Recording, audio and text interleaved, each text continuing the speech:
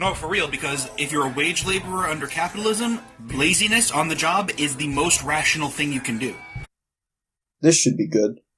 Everyone knows profit equals revenue minus investment, right? And for capitalists, for business owners, that's easy because it's just money in, money out. But for wage workers, it's a lot more complicated because our take-home pay, our profit, equals our revenue, our wage times the amount of time we're at work, minus our investment, which is the time we spend working and the effort we put into work.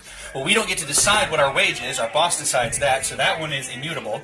We don't get to decide how much time we spend at work. Our boss decides that, so that variable is immutable. Actually, you do. It's called negotiation. The amount of wages you can bargain for depends on the value of your labour, and it increases with the amount of skills you accumulate, as well as your bargaining power over the employer.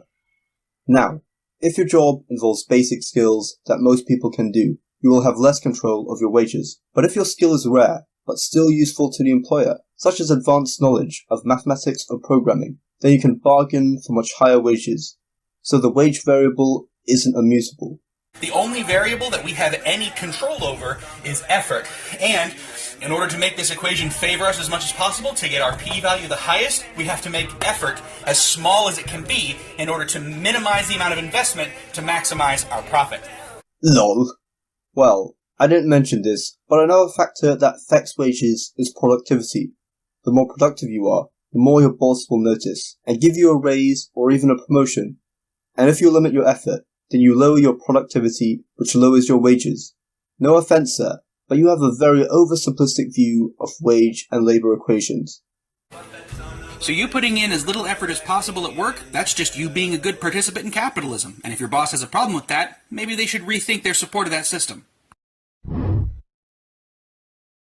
Actually, if your boss has a problem with that, they can fire you because you are violating your legally binding and voluntary contract to work and produce a given output, unless you somehow agree to work very little. Now that's a rational employer.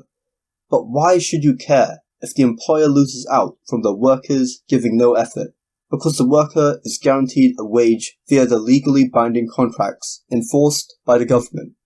The boss, or business owner on the other hand, is not guaranteed a profit by the government or a legal contract.